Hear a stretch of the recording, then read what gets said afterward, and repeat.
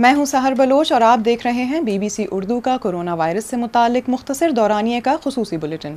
اسی سلسلے میں BBC اردو نے ایک نیا اضافہ موبائل بلیٹنز کا کیا ہے، جس کے تحت آپ کسی بھی وقت اور کسی بھی جگہ اپنے موبائل فون سے 447474 ملا کر خبریں سن سکتے ہیں۔ اس کال کی قیمت 3 روپے فی منٹ ہے۔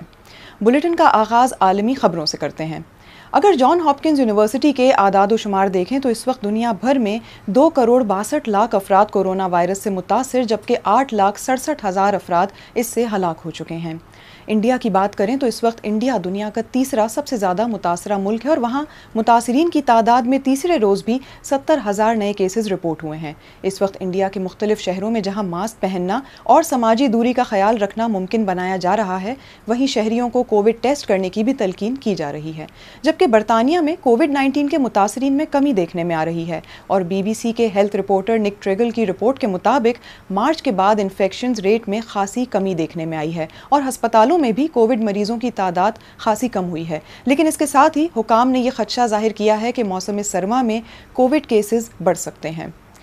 اب جہاں ایک طرف دنیا بھر میں کووڈ سے نمٹنے کے لیے ویکسین بنانے کی تگ و دو جاری ہے، وہیں ایک کیمپین گروپ کے مطابق سماجی رابطوں کی ویب سائٹس کورونا کی ویکسینیشن کے خلاف جاری کیمپین روکنے میں ناکام ہوئے ہیں۔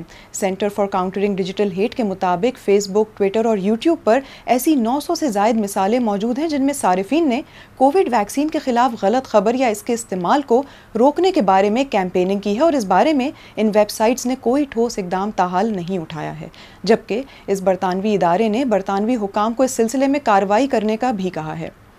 دوسری جانب فلم بیٹ مین کی شوٹنگ تاحال روک دی گئی ہے کیونکہ فلم کے مرکزی کردار 34 سالہ برطانوی اداکار رابرٹ پیٹنسن میں کورونا وائرس کی تصدیق ہو چکی ہے۔ اس بارے میں وارنر برادرز اسٹوڈیوز نے اپنے ایک بیان میں کہا کہ اس فلم کی شوٹنگ گلاسگو میں اس سال کے اوائل میں شروع ہوئی تھی، جو کورونا وائرس کی وبا کے باعث روک دی گئی۔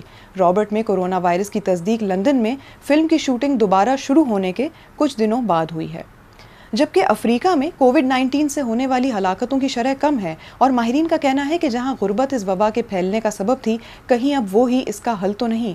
اگر آپ اس بارے میں مزید پڑھنا چاہتے ہیں تو آپ وزٹ کر سکتے ہیں ہماری ویب سائٹ bbcurdu.com، جہاں یہ تحریر موجود ہے۔ اب اگر پاکستان کی بات کریں تو حکومتی اعداد و شمار کے مطابق اس وقت متاثرین کی تعداد 2,97,000 جبکہ ہلاکتوں کی تعداد 6,335 تک پہنچ چکی ہے۔ اس میں اچھی خبر یہ ہے کہ ملک میں اس وقت صحتیاب ہونے والوں کی تعداد 2,82,000 تک بتائی جا رہی ہے۔ اگر پچھلے 24 گھنٹوں کے اعداد و شمار دیکھیں تو 3 ستمبر کو 23,000 ٹیسٹ کیے گئے، جس کے نتیجے میں 498 لوگوں میں کورونا وائرس کی تصدیق ہوئی اور 7 ہلاکتیں رپورٹ ہوئی ہیں۔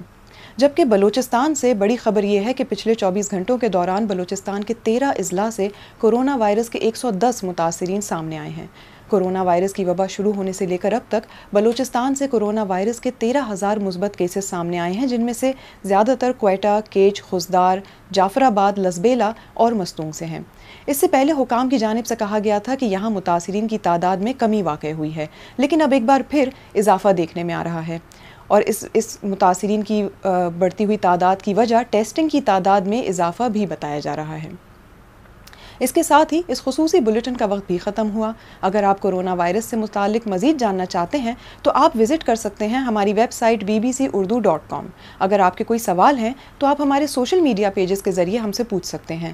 ہماری کوشش ہوگی کہ ہم ماہرین کی آراء کی روشنی میں آپ کے تمام تر سوالات کا جواب دے سکیں۔ آپ اپنا خیال رکھیے اور محفوظ رہیں۔